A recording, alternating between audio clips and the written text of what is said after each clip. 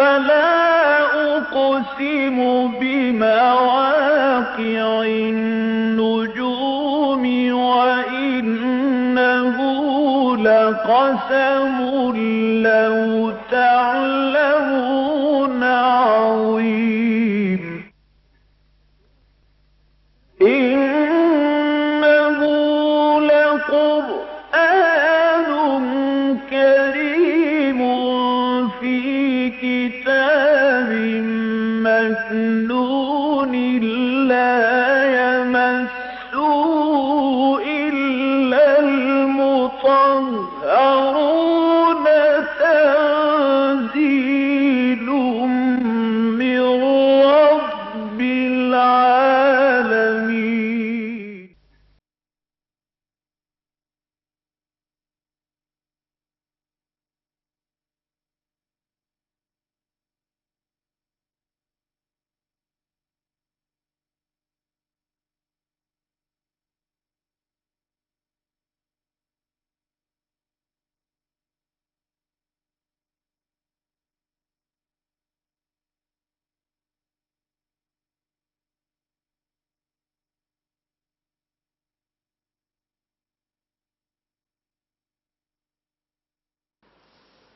نحمده ونصلي على رسوله الكريم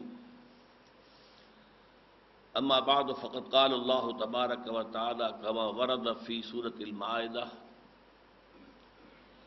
اعوذ بالله من الشيطان الرجيم بسم الله الرحمن الرحيم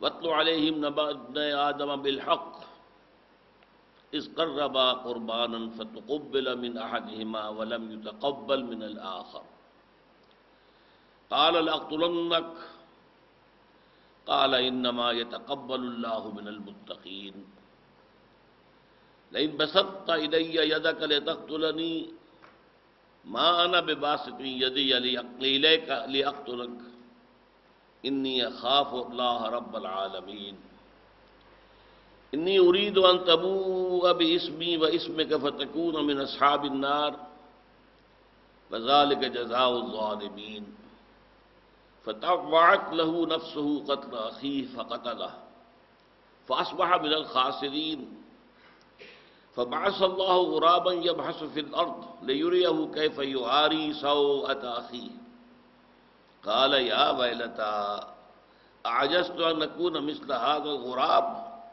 فأواري سوءة أخي فأصبح من النادمين صدق الله العظيم رب اشرح لي صدري ويسر لي أمري واحلل عقدة من لساني يفقهوا قولي اللهم ربنا ألهمنا رشدنا وأعذنا من شرور أنفسنا اللهم أرنا الحق حقا وارزقنا اتباعه وأرنا الباطل باطلا وارزقنا اجتنابه آمین یا رب العالمین۔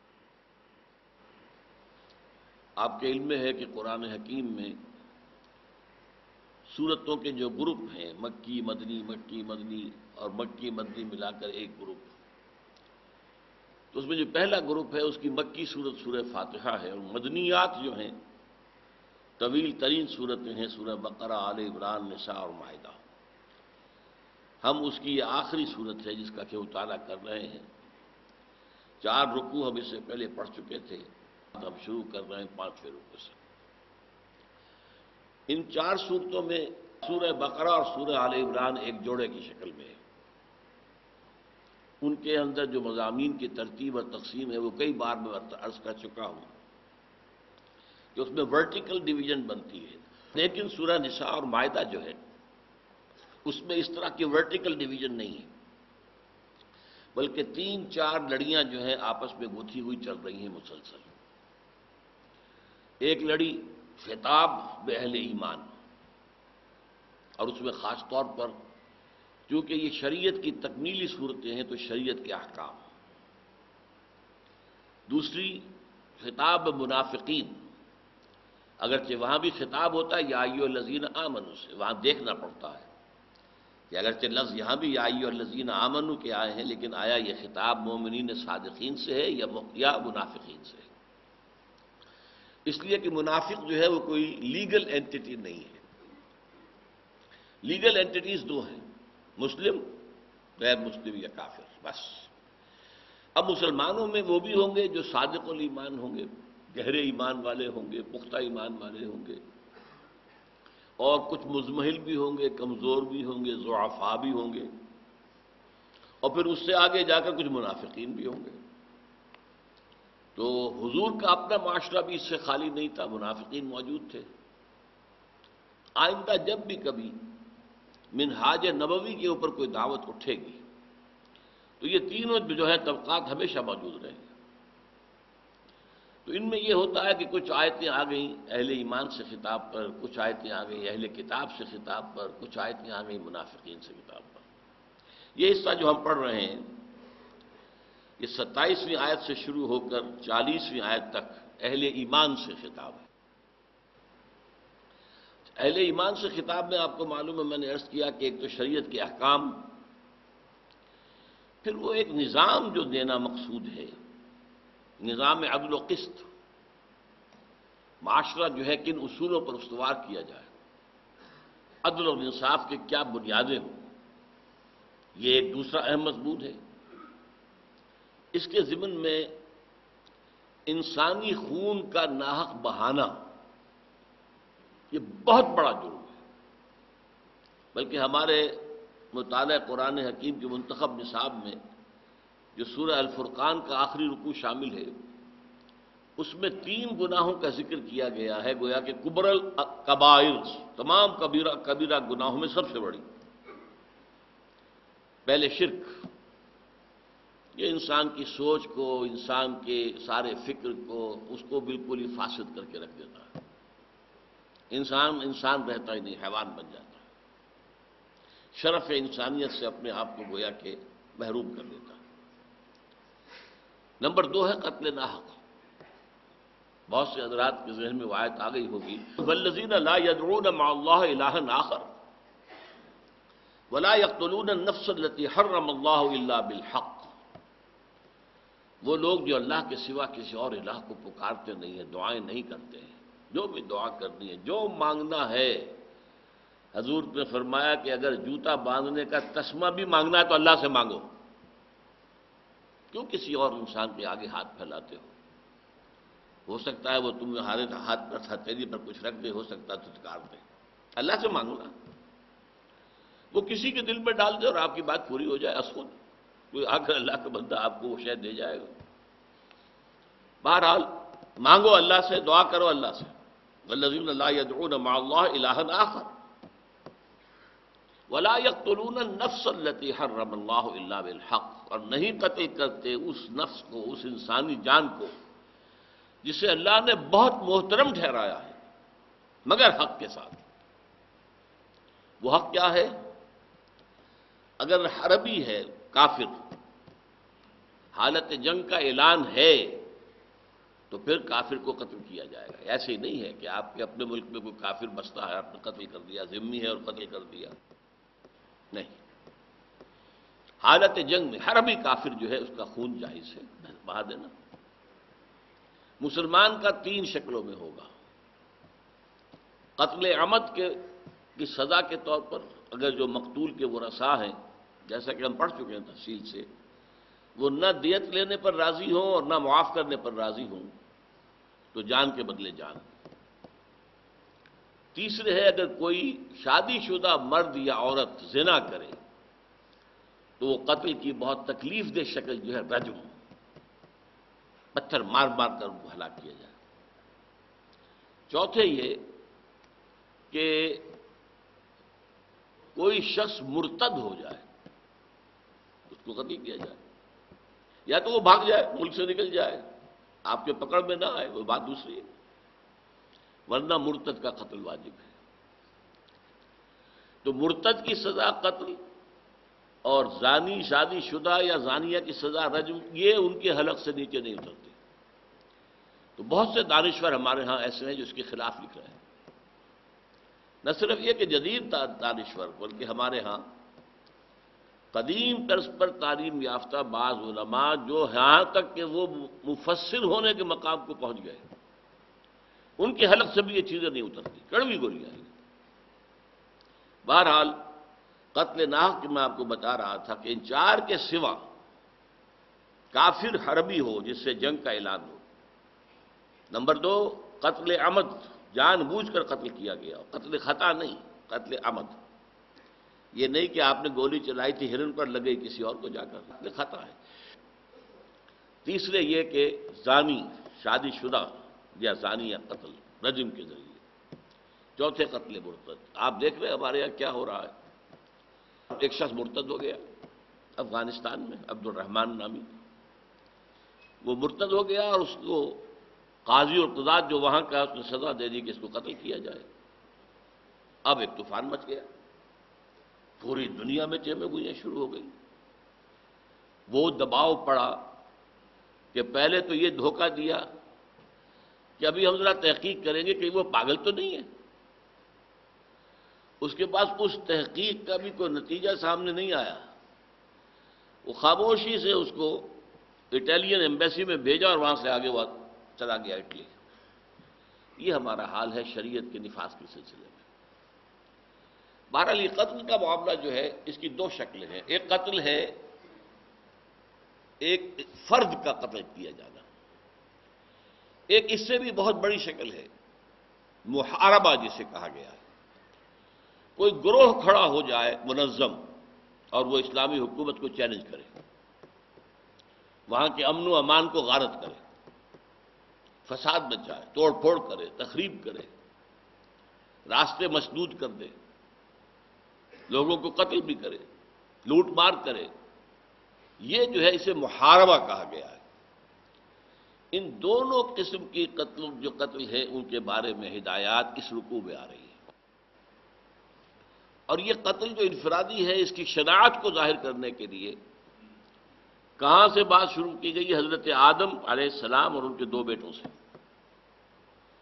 پہلا قتل جو ہوا ہے اس زمین پر وہ حضرت آدم کے ایک بیٹے قابیل نے اپنے بھائی حابیل کا کیا۔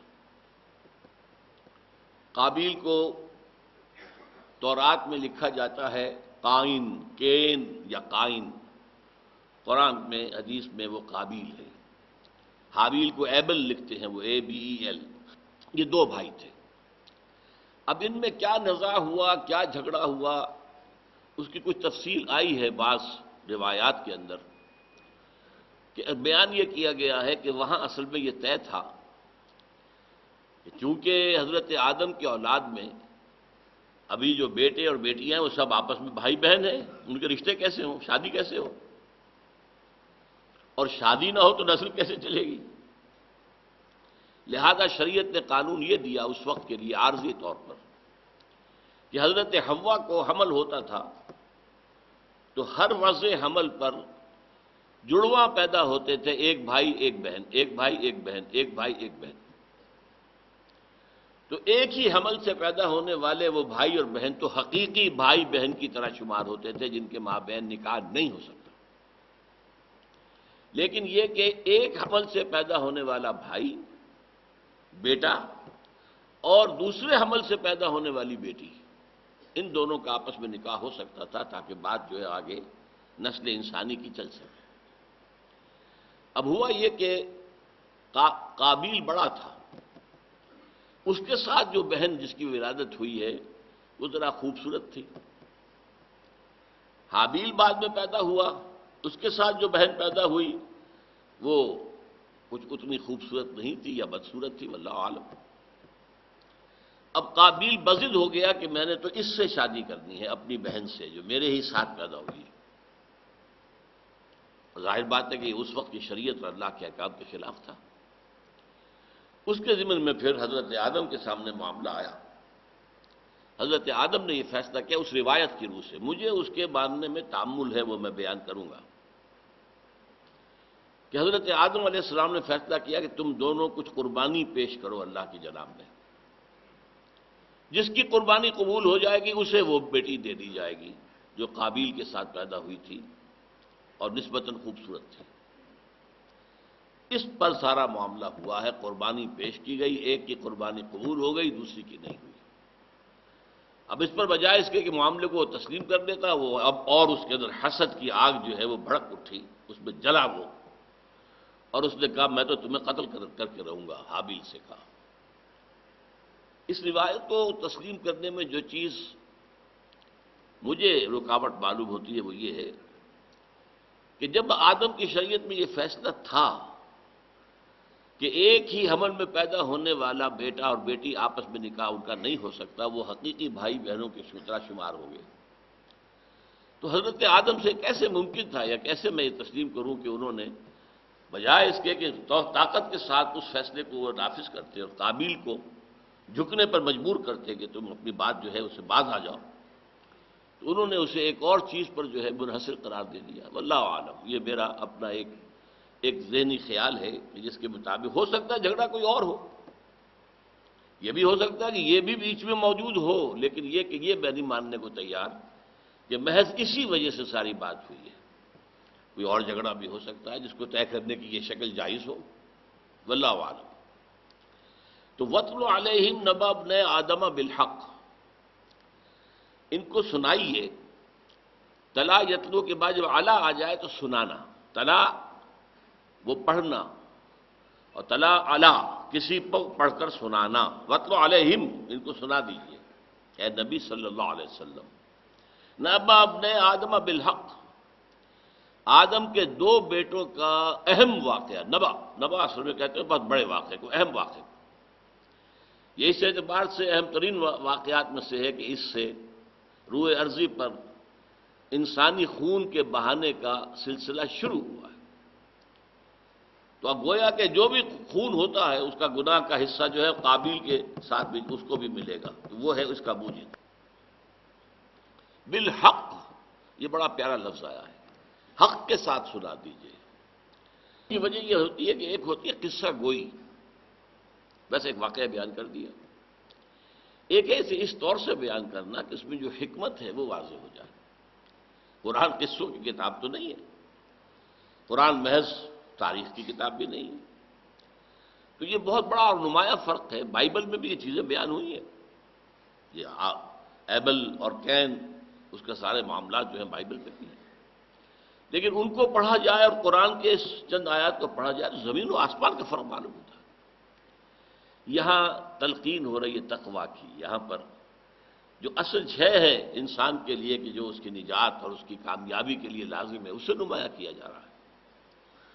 تو قرآن مجید یہ بات بہت نمایاں ہے، اور میں نے بہت دفعہ یہ بات کہی ہے کہ قرآن مجید کے ساتھ میرا پہلا ذہنی ربط قائم ہوا ہے 1947 میں، جبکہ میں 15 برس کا تھا، اور حصار میں جب ہندوؤں کے ہم پر حملے ہو رہے تھے، یہ 47 کا کے واقعات، جتھے کے جتھے آتے تھے، حملہ ہوتے تھے، تو ہم لوگوں نے ایک خاص علاقہ جو چند محلے مسلمانوں کے تھے انہیں آپس میں جوڑ کر بیریکیڈز قائم کیے، گلیاں جو ہیں ان کے ناکے بنا دیے اور دفاع کرتے تھے، اور کوئی کام کرنے کا اس وقت تھا نہیں۔ ترجمان القرآن جو مولانا مودودی صاحب کا رسالہ تھا، اس کے پرچے کچھ حاصل ہم نے کر دیے تھے، پڑھ رہے تھے، اس میں سورہ یوسف کی تفہیم یا تفسیر اس وقت آ رہی تھی اقساط کی شکل میں، وہ ہم نے پوری پڑھی، اور وہ واقعہ یہ ہے کہ اس اعتبار سے بہت نمایاں ہے اگر آپ پڑھیں اس کو، کہ مولانا مودودی نے جو حضرت یوسف علیہ السلام کے حالات و واقعات ہیں، ہمارے یہاں بھی یوسف زلیخا یہ مشہور قصے ہیں، زلیخا کا نام قرآن مجید میں کہیں نہیں ہے، لیکن اس قصے کو جس انداز میں بیان کیا اور تورات نے جس انداز میں بیان کیا، زمین و آسمان کا فرق، زمین و آسمان کا۔ ایک میں حکمت کے موتی بکھرے نظر آتے ہیں، ایک میں معلوم ہوتا ہے کسی بات کا جو ہے وہ فلسفیانہ اس کی بنیاد کیا تھی، کیا اساس تھی، کس طور سے ہوا ہے، پھر اس میں حضرت یوسف علیہ السلام کی سیرت جیسے نکھر کر سامنے آتی ہے، وہ بات جو ہے آپ کو تورات کے بیان میں ملے گی نہیں، بس یہ ہے کوئی قصہ ہے جو بیان ہو رہا ہے۔ قرآن نے اسی لیے کہا نحن نقص علیک احسن القصص بما اوحینا الیک ھذا القرآن، اے نبی ہم آپ کے سامنے قصہ بیان کرنا چاہتے ہیں بہترین بیان کرنے کے انداز میں، احسن القصص۔ تو یہ فرق یہاں بھی ہے، تورات میں جس طرح ذکر ہے اور قرآن میں جس طرح ذکر ہو رہا، تو یہاں فرمایا بالحق، ہم وہ واقعہ جو سنا رہے ہیں نبی اور آپ سے ہم کہہ رہے ہیں کہ آپ لوگوں کو سنا دیجئے، یہ حق کے ساتھ ہے، اس کے اندر جو بھی رہنمائی مضمر ہے، اس میں جو اخلاقی تعلیمات مضمر ہے ان کو واضح کرتے ہوئے، اس قربا قربانا، جبکہ ان دونوں نے قربانیاں پیش کیں۔ اس لفظ کو سمجھ لیجیے اچھی طرح، قرب سے لفظ بنا ہے، تقریب باب تفعیل ہے، قریب ہونا، قریب ہونا، قریب ہونا، قریب ہونا۔ اور قریب ہونے کے لیے کوئی بادشاہ ہوتا تھا، اس کا قرب حاصل کرنا تو کوئی نذرانے پیش کریں گے، کچھ اس کے ہدیے لے کے جائیں گے، تو جیسا اونچا آپ کا ہدیہ ہوگا ظاہر بات ہے کہ بادشاہ اتنی ہی قدر کریں گے۔ اسی طرح سے اللہ کا قرب حاصل کرنے کے لیے اس کی جناب میں نذرانہ پیش کرنا، یہ قربانی کہلاتی ہے۔ اب اس میں ظاہر بات ہے سب سے بڑی قربانی تو اپنی جان کی قربانی ہے، جو جہاد فی سبیل اللہ کی شکل میں دی جائے، سب سے بڑی قربانی۔ لیکن اس کے ساتھ ہی مال کی قربانی، اپنی محبوب چیزوں کی قربانی۔ تو ان میں سے ایک بھائی جو ہے وہ کاشتکار تھا، وہ اپنے کچھ جو کھیت کے یا باغ کا کوئی سامان تھا، پھل تھے، وہ لے آیا، تقرب حاصل کرنے کے لیے قربانی پیش کر دی۔ اور دوسرا جو تھا وہ گلہ اس کا تھا، جانوروں کا، بھیڑے بکریاں پالتا تھا، وہ بھی کوئی اچھا سا دمبا اللہ کے لیے قربانی کے لیے یہ سامنے لے آیا۔ دونوں نے قربانی پیش کی، حابیل نے بھی قابیل نے بھی۔ تو فرمایا فَتُقُبِّلَ مِنْ أَحَدِهِمَا وَلَمْ يُتَقَبَّلْ مِنَ الْآخَرِ، تو قبول کر لی گئی وہ قربانی ان میں سے ایک سے، اور نہیں کی گئی قبول دوسرے سے۔ اچھا، اب کیسے معلوم ہوا کہ یہ قبول ہو گئی اور کیسے معلوم ہوا یہ قبول نہیں ہوئی؟ اس میں جو ہمارے ہاں مفسرین کا اجماع ہے، اور قرآن مجید کے بعض مقامات سے بھی ثابت ہوتا ہے، حضور سے بھی کہا گیا تھا سورہ آل عمران میں، ہم آپ پر ایمان نہیں لائیں گے جب تک کہ آپ وہی بات نہ کر کے دکھائیں کہ قربانی پیش کریں اللہ کی جناب میں اور آسمان سے آگ اترے اور وہ کھا جائے اس کو۔ یہ اصل میں علامت تھی اس وقت۔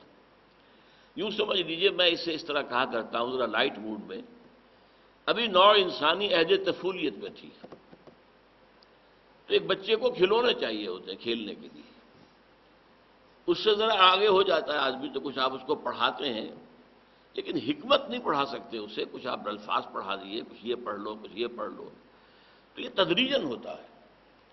اسی لیے حسی جو معجزات ہیں وہ ختم کر دیے گئے۔ حضرت عیسیٰ پر آ کر تکمیل پا گئے، مردہ کو زندہ کر دینا، اور جو اندھا ہے مادرزاد اس کی بینائی بحال کر دینا، اور کیا چاہیے آپ کو؟ اپنے ہاتھ سے ایک گارے سے پرندہ بنانا اور اس میں پھونک مارنا اور اڑتا وہ پرندہ ہو جائے۔ تو حسی معجزات یعنی مراد کیا ہے؟ جو آنکھ سے دیکھے جا سکیں۔ وہ اپنے کلائمیکس پر پہنچ گئے حضور صلی اللہ علیہ وسلم کی بعثت سے 600 برس قبل حضرت عیسیٰ پر۔ حضور کے لیے کوئی حسی معجزہ نہیں دیا گیا۔ ایک شق قبر کا معاملہ آتا ہے، لیکن وہ بھی کسی مطالبے پر نہیں تھا۔ معجزہ وہ ہوتا ہے جو قوم کہے کہ دکھاؤ ہمیں یہ چیز دکھاؤ۔ قرآن مجید میں ذکر موجود ہے، سورہ انعام میں ہے، سورہ بنی اسرائیل میں ہے، ہمیں کر کے دکھاؤ۔ اس مکے کی سنگلاخ زمین میں تمہارے لیے ایک چشمہ پھوٹ نکلے، یہاں تمہارے لیے ایک باغ جو ہے تیار ہو جائے، اللہ کر دے آنے واحد میں، تم اس میں کھاؤ، تم تو غریب آدمی ہو تو تمہارے لیے یہ خوشحالی کا ذریعہ بن جائے گا۔ یا ہمارے سامنے ذرا آسمان پر چڑھ کر دکھاؤ اور وہاں سے کتاب لے کر اترو، یا تمہارے لیے محل بنا دیا جائے سونے کا، چاندی کا۔ تو ایسے مطالبے کرتے تھے کہ جو حسی معجزہ ختم ہو چکا، وہ انسان کی عہد طفولیت کے دور تک تھا۔ اس کے بعد اب یہ عقلی، فکری، ذہنی، یہ اب معجزہ ہے جو قرآن مجید جو ہے جس کا کلائمیکس ہے۔ اسی طرح اس معاملے میں کیا ہوتا تھا کہ کوئی قربانی آپ نے پیش کی، آسمان سے ایک آگ نازل ہوئی اور اس کو بھسم کر گئی، تو گویا کہ اللہ تعالیٰ نے وہ قربانی قبول کر لی، نہیں تو آپ کی قربانی جو ہے ریجیکٹ ہو گئی۔ یہ چلا آ رہا ہمیشہ سے، لیکن یہ کہ جدید بعض مفسرین یہ بھی ماننے کو تیار نہیں ہے۔ اصل میں وہ سائنٹیفک ریشنلزم جو شروع ہوا تھا 18ویں صدی سے، اور جو پھر ہمارے ہاں جو ہے 19ویں صدی کے اواخر میں امپورٹ ہوا ہے، اور جس کے سب سے بڑے جو ہیں مبلغ اور داعی وہ سر سید احمد خان تھے مرحوم، اس کا ذہنوں پر اتنا اثر ہے کہ جو چیز سائنس کے حساب سے پوری نہ اتر رہی ہو ترازو میں، اس کو کسی طرح اتار کے پھینک دو۔ فرشتہ کون آتا ہوتا ہے پتہ نہیں چلتا. بھائی فرشتے کیا ہیں؟ صرف فورسز آف دی نیچر کا نام فرشتہ ہے بس. یہ جن کیا ہیں؟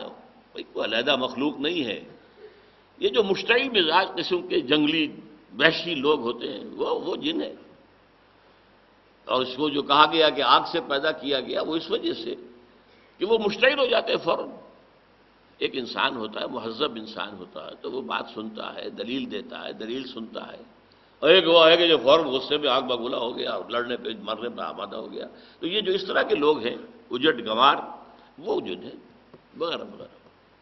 تو اسی طرح بعض مفسرین جو جدید ہیں انہوں نے یہ بات ذکر کرنے سے ابا کیا ہے کہ یہ قربانی کا جو ہے منظور ہو جانا یا نامنظور ہو جانا اس کا کیسے اطلاع ملی. کہا کہ شاید کوئی آسمان سے آواز آ گئی. کوئی آسمان سے آواز کس کی طرف سے آئی ہے؟ وہ تو کسی جن کی بھی ہو سکتی ہے.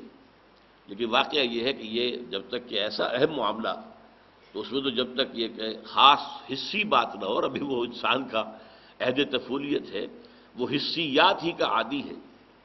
تو یہ میرے نزدیک زیادہ قرین قیاس ہے کہ آگ اتری آسمان سے شعلہ اور اس نے ایک قربانی کو بھسم کر دیا، وہ گویا قبول ہو گئی. دوسری جو کہ تو کھڑی رہی گویا کہ وہ نامنظور ہو گئی. قال لاقتلنک. اب وہ جو قابیل تھا جس کی قربانی رد ہو گئی تھی وہ غصے میں آگ بگولا ہو گیا. اب بجائز کہ وہ اس پر یہ کہ ایک ندامت ہوتی، شرمندگی ہوتی، سوچتا، اپنے گریبان میں منہ ڈالتا، آخر اللہ نے میری قربانی کیوں رد کی ہے، کیا سبب ہے اس کا؟ نہیں، غصے میں آ گیا. جس کو کہتے ہیں حسد. حسد جو ہے یہ ایک آگ کے مانند ہوتا ہے، اندر ہی اندر انسان جلتا ہے حسد کی آگ میں. تو وہ جس کا جو حسد کی آگ تھی وہ ظاہر ہوئی. لاقتلنک، میں تجھے قتل کر کے رہوں گا. اب یہ لاقتلنک جو صیغہ ہے، نون مشدد اور شروع میں لام، یہ انتہائی تاکید، میں تمہیں قتل کر کے رہوں گا، نہیں چھوڑوں گا تمہیں. اب قال، اب دوسرے بھائی کی بات دیکھیے. یہ ہے اصل میں وہ چیز جو انداز بیان کے اندر جو مختلف کرداروں کو نمایاں کیا جا رہا ہے، اس میں سبق ہے، اس میں ہدایت ہے. اب کیا کہا حابیل نے؟ قال انما يتقبل اللہ من المتقین. دیکھیے بھائی جان، یہ تو اللہ کا فیصلہ ہے اور اللہ جو ہے متقین ہی سے قربانی قبول کرتا ہے. یہ جو ہے ہمارے ہاں بھی 10,000 کا 20,000 کا جو ہے وہ بہت عمدہ جانور جو ہے میڑھا لا کر جو اور پھر اس کی نمائش ہو رہی ہے اور اس پہ مہندی لگی ہوئی ہے، اس پر چادر ریشمی ڈالی ہوئی ہے، اس پر چکر لگوا رہے ہیں دیکھو، اور دل میں تقویٰ نہیں ہے تو وہ ڈھیلے کی بھی نہیں اللہ کی نگاہ میں. لن ینال اللہ لحومها ولا دماؤها ولکن ینالہ التقویٰ منکم. یہ جو قربانیاں ہیں ان کے خون اور ان کا گوشت اللہ تک نہیں پہنچتا. اللہ تک پہنچنے والی شے تو تقویٰ ہے اگر وہ ہو، ورنہ وہ چاہے آپ نے 25,000 کا مینڈھا جو ہے وہ لا کر ذبح کر دیا، اللہ کے میزان میں کوئی وزن نہیں ہے. قال انما يتقبل اللہ من المتقین. اللہ تعالیٰ پرہیزگاروں ہی سے قبول کرتا ہے. آپ اپنی روش کو درست کر لیجئے، اپنے معاملات کو صحیح کیجئے تو اللہ آپ کی قربانی بھی قبول کر لے گا. اگلی بات کیا کہی؟ لئن بسطت الی یدک لتقتلنی ما انا بباسط یدی الیک لیقتلک. اور دیکھیں بھائی جان، اگر آپ نے اپنا ہاتھ بڑھایا میری طرف کہ مجھے قتل کر دیں، تب بھی میں اپنا ہاتھ نہیں بڑھاؤں گا آپ کو قتل کرنے کے لیے. یاد رہا ایک مسئلہ آتا ہے کہ پہلی بات تو یہ ہے کہ یہ معاملہ کس کا ہے؟ یہ دو بھائیوں کا ہے، اور دونوں بھائی کیونکہ مسلمان ہیں، آدم کے بیٹے ہیں. ایک گناہ گار ہے، ایک متقی ہے، لیکن ہیں تو مسلمان ہیں، آدم کے بیٹے ہیں. لہذا یہ جو مشرکین کے ساتھ جہاد اور قتال ہے یہ اس پر اپلائی نہیں ہوگی آیت. اس میں تو قتال ہے، آپ انہیں قتل کرنے کی کوشش کریں گے، وہ آپ کو قتل کرنے کی کوشش کریں گے. تو وہاں اس طرح کی کوئی جو ہے بے نفسی یا بالکل ایک عدم تشدد، وہ اہنسا پرمو دھرما، وہ گاندھی جی اس کے جو ہے وہ بڑے پرچارک تھے، یہ اس کا موقع نہیں ہوتا. دو بھائیوں میں معاملہ ہے. اچھا، اس میں بھی دفاع کا حق ہے. میں اپنا ہاتھ نہیں بڑھاؤں گا آپ کو قتل کرنے کے لیے، لیکن فرض کیجئے کہ ایک وار وہ کر رہا ہے اور آپ نے ہاتھ آگے کر کے اس کے وار کو روک لیا، اس سے کوئی اعتراض نہیں ہوگا. ایک بات ہوتی ہے کہ آپ بھی تو تل جائے، اب یہ مجھے قتل کرنے پر تلا ہوا تو اب میں بھی اس کو قتل کرنے پر تل جاؤں. اس سے یہاں پر در حقیقت اس کیفیت کا ذکر ہے کہ لئن بسطت الی یدک، اگر آپ بڑھائیں گے دست درازی، جس کو آپ کہتے ہیں بڑھانا، دست ہاتھ کو بڑھانا، اگر آپ دست درازی کریں گے میری جانب کہ مجھے قتل کر دیں، لتقتلنی ما انا بباسط یدی الیک لیقتلک، میں تو اپنا ہاتھ آگے نہیں بڑھاؤں گا، دست درازی نہیں کروں گا آپ کو قتل کرنے کے لیے. انی اخاف اللہ رب العالمین، مجھے تو اللہ کا خوف ہے، ڈر ہے، جو تمام جہانوں کا پروردگار ہے. یہ شاہ عبد القادر رحمۃ اللہ علیہ نے لکھا ہے اور صحیح لکھا ہے. اس کی سب سے بڑی مثال اسلامی تاریخ میں حضرت عثمان ہے رضی اللہ تعالیٰ عنہ. حضرت عثمان خلیفہ تھے، ان کی سلطنت، قرآن مجید میں جس عظیم ترین سلطنت کا ذکر ہے وہ ذوالقرنین کی ہے، لیکن ذوالقرنین کی سلطنت سے بھی کئی گنا سلطنت حضرت عثمان کی تھی رضی اللہ تعالیٰ. لاکھوں کی فوجیں موجود تھیں. وہ کہیں دمشق میں فوج ہے حضرت معاویہ رضی اللہ تعالیٰ عنہ کی کمان میں ہے، کہیں مصر میں ہے حضرت عمرو بن العاص کی. وہ فتنہ کرنے والے جتنے بھی تھے خارجی، وہ فتنہ کر رہے ہیں، قتل پر تلے ہوئے ہیں. حضرت عثمان یہ کہتے ہیں کہ میں اپنے جان کے تحفظ کے لیے کسی کلمہ گو کی جان لینا گوارا نہیں کروں گا. ہے تو کلمہ گو، اب یہ خارجی ہیں، فتنہ انگیز ہیں، ان کے دلوں میں کیا ہے، کیا کھوٹ ہے، کیا نیت ہے، یہ میں نہیں جانتا. کلمہ گو ہیں، اور کلمہ جو ہے ایک بہت بڑی رکاوٹ ہے. جیسے کہ حضور کا واقعہ میں نے بارہ سنایا آپ کو کہ حضرت زید ابن حارثہ جو حضور کے پوتوں کے مانند تھے، تو زید ابن حارثہ کے بیٹے اسامہ، زید بیٹوں کے مانند تھے، آپ نے منہ والا بیٹا بھی بنائے رکھا تھا، ان کے بیٹے اسامہ حضور کے پوتوں کے مانند. ان کا معاملہ پیش آ گیا ایک جنگ میں کہ ایک کافر سے دو بدو مقابلہ ہوا، اور اس کافر نے جب یہ دیکھ لیا مشرک نے کہ اب میری تو بس ہو گئی، اب میں مقابلہ نہیں کر سکتا، تو کلمہ پڑھ دیا اشہد ان لا الہ الا اللہ واشہد ان محمد رسول اللہ صلی اللہ علیہ وسلم. اب سوال پیدا ہوا حضرت اسامہ کے لیے کہ یہ اس نے جان بچانے کے لیے جھوٹ موٹ کا ہیلا کیا، یہ تو بے بس ہو چکا تھا، لہذا گردن اس کی اڑا دی، ہاتھ نہیں روکا. دل میں دغدغہ سا رہا کہ میں نے صحیح کیا یا غلط کیا، یا تو آپ نے خود جا کر کہا حضور سے یا کسی اور نے اطلاع دی اور حضور نے طلب کیا. اے اسامہ کیا کرو گے جب قیامت کے دن یہ کلمہ شہادت جو ہے تمہارے خلاف استغاثہ لے کر آیا گا کہ میرے ہوتے ہوئے تلوار چلی. حضرت اسامہ نے عرض کیا حضور اس نے جان بچانے کے لیے کیا تھا. حضور نے فرمایا اللہ شققت قلبہ، تو نے اس کا دل چیر کے دیکھ لیا تھا کہ اس کے اندر ایمان نہیں ہے. تو یہ ہے معاملہ. ایمان اسلام جو ہے صرف زبان سے شہادت دینا یہ بہت بڑی بات ہے. تو چونکہ حضرت عثمان رضی اللہ تعالیٰ عنہ کے خلاف جن لوگوں نے یہ اٹھایا تھا طوفان، تھے تو مسلمان، لہذا آپ نے طے کر دیا تھا یہ جب مجھے قتل کر دیں گے تو گویا کہ جرم ہو جائے گا، اس جرم کا پھر قصاص لیں جو میرے بعد ہوں گے. جب تک انہوں نے مجھے قتل نہیں کیا کس جرم کی سزا دوں میں؟ بہرحال اس سے حضرت عثمان کا معاملہ یہ ہے کہ صحابی ہیں، خلیفہ راشد ہیں، لیکن یہ کہ ان کی رائے سے اختلاف کرنا جو ہے نہ کفر ہے نہ گناہ ہے. ایک مقام بلند تو انہوں نے حاصل کر لیا، عظیمت کی بہت اونچی مثال تو قائم کر دی، لیکن ایک رائے ہو سکتی ہے کہ بہتر ہوتا کہ وہ ان فتنہ اندازوں کے خلاف کوئی کارروائی کرتے. واللہ اعلم. تو یہ مثال جو ہے اس میں آپ کو علامہ اقبال کا ایک شعر سناتا ہوں جس میں نے ترمیم کی ہے. علامہ سے جو مجھے محبت ہے اور جو ان کے اشعار میں قرآن مجید کے گہرے حقائق کی جو ترجمانی ہوئی ہے اس کی وجہ سے جو میرے دل میں قدر ہے ان کی، وہ سب کو معلوم ہے، وہ اس میں کچھ بیان کرنے کی ضرورت نہیں ہے. ایک شعر کہتے ہیں، میں حیران ہوا اس شعر پر کہ کیسے علامہ نے یہ شعر کہا. غریب و سادہ و رنگی ہے داستان حرم، نہایت اس کی حسین ابتدا ہے اسماعیل. یہ حرم کی داستان جو ہے یعنی امت مسلمہ چلی آ رہی ہے نا. حضرت ابراہیم بھی مسلم تھے، یہ ساری ایک امت چلی آ رہی ہے. ہذہ امتکم امۃ واحدہ. تو حضرت حسین قتل ہوئے مظلوماً، ادھر حضرت اسماعیل جو ان کے جد امجد تھے تو ان کی گویا کہ تشبیہ قائم کر رہے ہیں کہ غریب و سادہ اور رنگین ہے داستان حرم، نہایت اس کی حسین، ابتدا ہے اسماعیل۔ میں یہ کہتا ہوں کہ حضرت حسین رضی اللہ تعالیٰ عنہ اور حضرت اسماعیل علیہ السلام کے مابین کیا چیز قدر مشترک ہے؟ حضرت اسماعیل کو ذبح کرنے کا حکم اللہ نے دیا ہے اور خلیل اللہ اس پر عمل کر رہے ہیں۔ یہاں یہ بدماش کوفی تھے جنہوں نے قتل کیا، کیا مناسبت ہے؟ پھر حضرت اسماعیل انہوں نے سرے سے رجسٹ نہیں کیا، پھر باپ سے کہا کہ اے ابا جان، جو آپ کو حکم مل رہا ہے خواب کے ذریعے سے آپ کر گزرے، یا ابت افعل ما تؤمر ستجدنی انشاءاللہ من الصابرین۔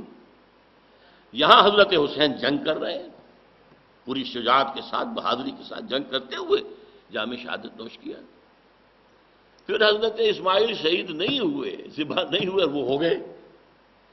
تو کیا چیز قدر مشترک ہے سوائے ایک عقیدت کے کہ عقیدت حضرت حسین رضی اللہ تعالیٰ عنہ سے عقیدت ہونا اچھا ہے، اور پھر وہ مقتول ہے، مظلوم ہے، اس میں کوئی شک نہیں ہے۔ لیکن یہ کہ مشابہت اور تشبیہ قائم کی جاتی کسی بنیاد پر، تو میں نے اس شعر کو بدلا ہے، اور امید ہے آخرت میں اگر ملاقات ہوگی تو علامہ بھی پسند کریں گے۔ غریب و سادہ اور رنگین ہے داستان حرم، نہایت اس کی ہے عثمان، ابتدا حابیل۔ حابیل نے کہا تھا میں نہیں قتل کروں گا، میں اپنا ہاتھ نہیں اٹھاؤں گا، وہ حضرت عثمان نے کیا رضی اللہ تعالیٰ عنہ۔ حابیل سے کروڑ گنا زیادہ بات ہے یہ۔ حابیل کے پاس کوئی فوج نہیں تھی، دو بھائیوں کا صرف معاملہ تھا، ادھر بھی ایک آدمی ادھر بھی ایک آدمی۔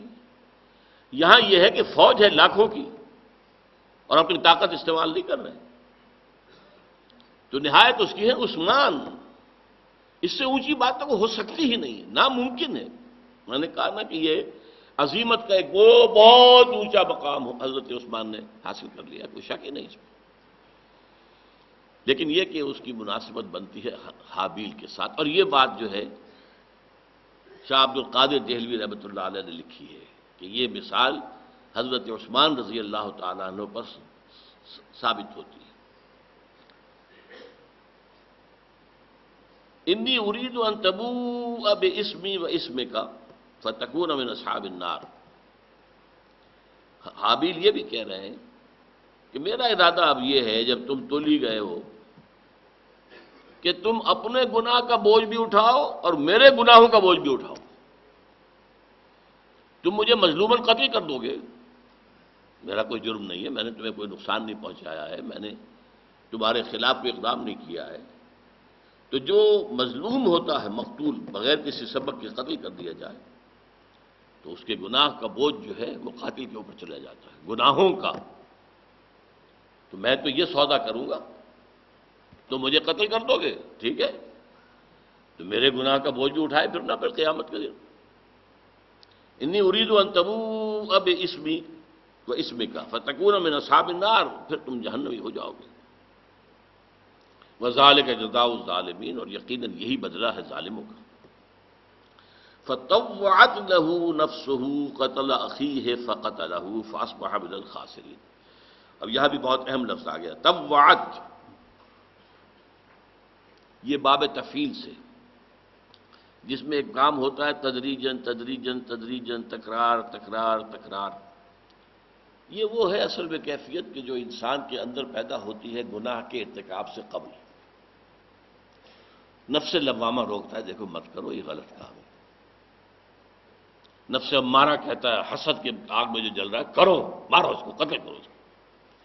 یہ کشاکش ہر شخص کے اندر ہوتی ہے، چھوٹے گناہ پر بھی ہوتی ہے، بڑے گناہ پر بھی ہوتی ہے۔ انسان انسان ہے، اللہ تعالیٰ کی مخلوق ہے، اشرف المخلوقات ہے، جسے ہم اردو میں ضمیر کہتے ہیں۔ انسان کے اندر ایک ضمیر ہے، کانشنس ہے، جیسے کہ آپ کہتے ہیں انگریزی میں مائی کانشنس از بائٹنگ می، میں ایک کام کر تو بیٹھا ہوں لیکن اب میرا ضمیر مجھے اندر سے ملامت کر رہا ہے، کاٹ رہا ہے، مجھے چبھن محسوس ہو رہی ہے، تم نے یہ کیا کیا، نہیں کرنا چاہیے تھا۔ لیکن پھر وہ نفس امارہ جو ہے، امارہ تم بالسوء، پھر وہ آگے آتا ہے، پھر وہ کہتا ہے، پھر پھسلاتا ہے، پھر اس کے لیے کوئی دلیل فراہم کر دیتا ہے، جھوٹی سچی۔ تو یہ رفتہ رفتہ پروسیس بالآخر اس انتہا کو پہنچ گیا۔ فطوعت لہ نفسہ، اس کے نفس نے اسے اس کے لیے آمادہ کر ہی لیا، قتل اخیہ، اپنے بھائی کے قتل کرنے کو۔ فقتلہ، اس نے اسے قتل کر دیا۔ اب ظاہر بات ہے آسان کام تھا قتل کرنا، اس لیے کہ بھائی تو فیصلہ کر چکا تھا کہ وہ جوابی کارروائی نہیں کرے گا، زیادہ سے زیادہ دفاع کی کوئی شکل ہو سکتی ہے کہ بچنے کی کوشش کی ہو، لیکن نہیں۔ فاصبح من الخاسرین، تو اب وہ ہو گیا خسارہ پانے والوں میں سے۔ فبعث اللہ غرابا، یہاں تفصیل آتی ہے کہ اب یہ چونکہ پہلا قتل ہوا ہے اور شاید کہ اس سے پہلے کوئی حضرت آدم کی نسل میں ابھی کوئی کسی کا انتقال بھی نہ ہوا ہو، مردے کو دفن کرنے کا معاملہ بھی شروع نہ ہوا ہو، مردے کا کیا کریں؟ اب یہ حضرت حابیل کو قتل کر کے قابیل جو ہے اب وہ ایک چکر میں پڑ گیا، میں کیا کروں اس لاش کا۔ فبعث اللہ غرابا، تو اللہ نے بھیج دیا کوے کو، یبحث فی الارض، وہ اپنی چونچ سے اور پنجوں سے زمین کو کورید رہا تھا، کھود رہا تھا۔ اب اس میں بھی دو آگے بعض لوگوں نے تفصیل بیان کی ہے کہ اس میں کسی چیز کو چھپا کر رکھنا چاہتا تھا، کوئی شکار تھا، اسے کچھ تھوڑی دیر کے لیے وہاں چھپا کے رکھنا چاہتا تھا، اور ایک یہ بھی ہے کہ ایک مردہ کوے کو اس نے دفن کرنے کی تدبیر اس طرح کی تھی، اور اس کو دیکھ کر ہوش آیا اسے۔ فبعث اللہ غرابا یبحث فی الارض لیریہ کیف یواری سوءۃ اخیہ، تاکہ اللہ دکھا دے اسے قابیل کو کہ اپنے بھائی کی لاش کے ساتھ کیا معاملہ کرے، کیسے چھپائے۔ تدفین کے معاملے کی صورت پیدا ہو گئی۔ قال یا ویلتی عجزت ان اکون مثل ھذا الغراب، اب اس نے کہا ہائے میری شامت، افسوس، میں اس کوے کے مانند بھی نہ ہوا۔ اس کوے کو اللہ نے اتنی سمجھ دے رکھی ہے کہ اس نے اپنے کسی ساتھی کوے کی لاش کو دفن کیا ہے، تو مجھے اس کا خیال بھی نہیں آیا۔ فواری سوءۃ اخیہ فاصبح من النادمین، تو اس پر وہ ندامت جو ہے اس پر مسلط ہو گئی۔ اب اس کے بعد جو لفظ آ رہا ہے من اجل ذالک کتبنا علی بنی اسرائیل انہ من قتل نفسا بغیر نفس او فساد فی الارض فکأنما قتل الناس جميعا ومن احیاها فکأنما احیا الناس جميعا۔ پہلی بات تو نوٹ کیجئے کہ یہ من اجل ذالک جو ہے، من اجل ذالک، اس کو کہتے ہیں معانقہ۔ اس میں آپ نے دیکھا ہو کہ اس سے پہلے بھی آیت کے اوپر 3 نقطے لگے ہوئے ہیں، من النادمین، آگے اوپر 3 نقطے، من اجل ذالک پھر 3 نقطے۔ یہ 3 نقطے ادھر 3 نقطے ادھر، درمیان میں جو عبارت آتی ہے اس کا مطلب یہ ہوتا ہے یا یہ پہلی کے ساتھ جڑ جائے گی یا اگلی کے ساتھ جڑ جائے گی، دونوں امکانات ہیں۔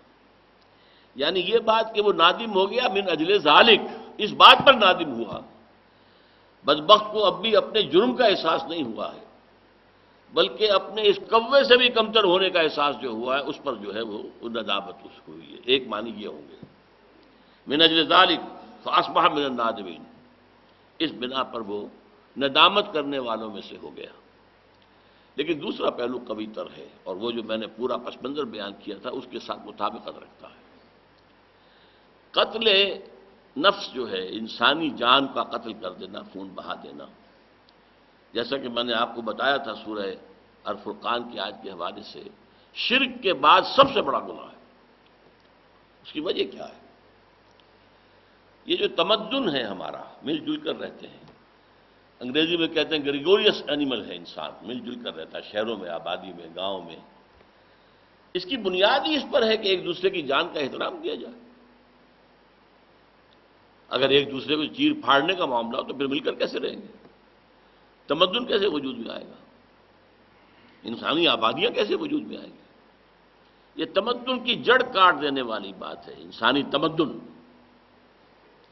اب اگر کسی معاشرے میں قتل عام ہو جائے، جیسا کہ ہمارے ہاں ہے اس وقت، معمولی باتوں پر قتل، چند روپوں کا تنازع ہے اور چھری مار دی، گھونپ دی پیٹ میں، معلوم ہوتا کہ مچھر کی جان کی طرح انسان کی جان ہے جو ہو رہا ہے اس وقت۔ انسانی جان کی کوئی قدر و قیمت ہے ہی نہیں۔ تو وہ کیا ہے؟ معاشرے کے اندر قتل عام ہو چکا ہے، اور یہ قتل کا عمومیت گویا کہ پوری نوع انسانی کی تمدنی جڑ کو کاٹنے والا ہے۔ من اجل ذالک، اس وجہ سے، اس بنیاد پر ہم نے یہ لکھ دیا تھا بنی اسرائیل پر، یعنی جب پہلی شریعت نافذ ہوئی ہے، شریعت جو ہے ایک باقاعدہ مدون صورت میں، وہ حضرت موسیٰ علیہ السلام کو عطا ہوئی ہے۔ احکام پہلے بھی آتے رہے، جیسا کہ میں نے عرض کیا، حضرت آدم اور حوا کے لیے کیا حکم تھا؟ ایک حمل میں جو ایک بیٹا اور ایک بیٹی ہوگی تو وہ آپس میں حقیقی بہن بھائی شمار ہوں گے، ان کے آپس میں نکاح نہیں ہوگا۔ لیکن دوسرے حمل میں ایک بیٹا اور ایک بیٹی جو آئیں گے تو ان کا آپس میں ہو سکے گا کہ پہلے حمل کا بیٹا اور دوسرے حمل کی بیٹی کا نکاح ہو جائے، اور پہلے حمل کی بیٹی اور دوسرے حمل کے بیٹے کا نکاح ہو جائے۔ تو آخر حکم تو تھے، لیکن یہ ہے کہ مدون شکل میں جو شریعت ہے وہ پہلی حضرت موسیٰ علیہ السلام کو ملی ہے۔ کتبنا علی بنی اسرائیل، ہم نے لکھ دیا تھا بنی اسرائیل پر، من قتل نفسا بغیر نفس او فساد فی الارض فکأنما قتل الناس جميعا، جس شخص نے کسی انسانی جان کو قتل کیا بغیر اس کے کہ وہ کسی اور انسانی جان کے بدلے میں قتل کیا جا رہا ہو، بغیر نفس، میں نے عرض کیا تھا نا کہ قاتل جو ہے اس کی جان لی جا سکتی ہے بشرطے کہ مقتول کے جو ورثاء ہیں اسے معاف نہ کر دیں۔ وہ معاف کر سکتے ہیں، کوئی اور معاف نہیں کر سکتا، نہ جج کر سکتا ہے، نہ کوئی ہیڈ آف دی اسٹیٹ کر سکتا، کوئی نہیں کر سکتا۔ مقتول کے ورثاء معاف کر سکتے ہیں۔ ویسے صاف کلین چٹ نہ بھی دے تو کچھ معاوضہ جو ہے خون بہا ریت لے کر معاف کر سکتے ہیں، جان تو بچ گئی نا۔ لیکن یہ کہ عام قانون یہی ہوگا کہ نفس کے بدلے نفس، ان النفس بالنفس، او فساد فی الارض، یا فساد ہو زمین میں، فتنہ فساد۔ اب اس میں جو قتل و غارت گری ہوتی ہے وہاں معین کرنا مشکل ہو جاتا ہے کہ کس نے مارا۔ ایک عام بلوا ہے، ایک ہنگامہ ہو رہا ہے تو کچھ قتل ہو گئے ہیں، اچھا اس بلوے میں ہمارا موجودہ قانون نرمی کرتا ہے، قرآن اس میں مزید سختی کرتا ہے، یہ اب آگے آ رہا ہے۔ یہ جو اجتماعی جو ہے نقص امن جس کو کہیں گے، نقص امن کہہ لیجئے، نقص بھی اور نقص بھی، نقص کے معنی توڑ دینا، تو یہ جو ہے یہ تو اس سے بھی بڑا جرم ہے، تو اب آگے آئے گا۔ كتبنا على بني اسرائیل انه من قتل نفسا بغیر نفس او فساد فی الارض، زمین میں فساد برپا کرنا، فکأنما قتل الناس جميعا، یہ ایسے ہے جیسے کہ اس نے تمام انسانوں کو قتل کر دیا۔ کیوں؟ کہ وہ جو تمدن کی جڑ تھی اسے کاٹ دیا، اب تمدن کس چیز پر قائم ہوگا؟ ومن احیاها، اور جس نے اسے زندہ رکھا یا بچایا، کوئی یہ قتل کر رہا ہے دوسرے نے ہاتھ روک لیا اس کا، من احیاها، اس نے گویا کہ جو قتل ہو جاتا اس کی جان بچا لی، تو جس نے بچا لیا فکأنما احیا الناس جميعا، تو گویا کہ اس نے تمام انسانوں کو بچا لیا۔ وَلَقَدْ جَاءَتْهُمْ رُسُلُنَا بِالْبَيِّنَاتِ، اور ان کے پاس ہمارے رسول آئے بینات کے ساتھ، کھلی کھلی نشانیاں، کھلے کھلے احکام کے ساتھ۔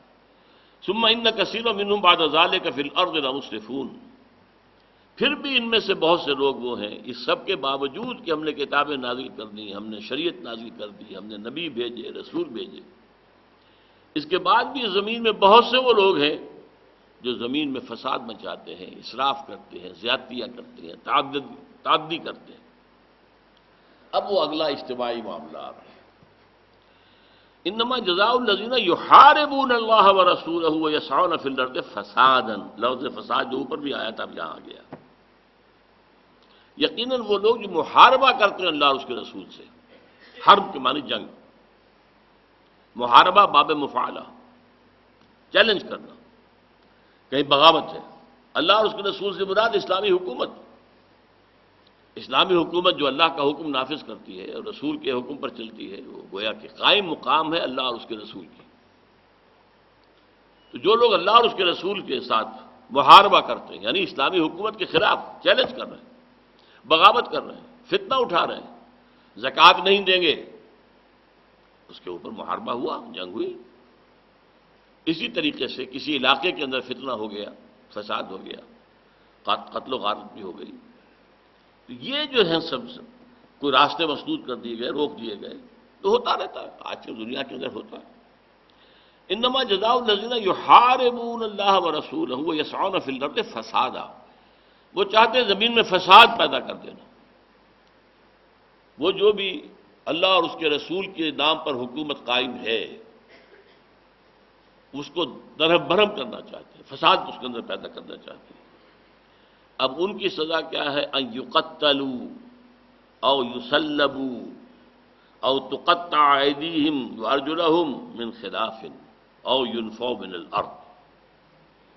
یہ سخت ترین انداز ہے، باب تفصیل میں صیغے آ رہے ہیں، یقتلوا قتل کر دیے جائیں، لیکن قتل کرنا ایک تو یہ تلوار کا ایک وار ہوا، جیسے سعودی عرب میں قاتل کا سر قلم کیا جاتا ہے، وہ اس نے سر کیا ہوا، نیچے ایک تلوار کا وار ہوا، گردن کٹ کر علیحدہ جا پڑے، تو اس میں کوئی تکلیف اس کو نہیں ہوتی۔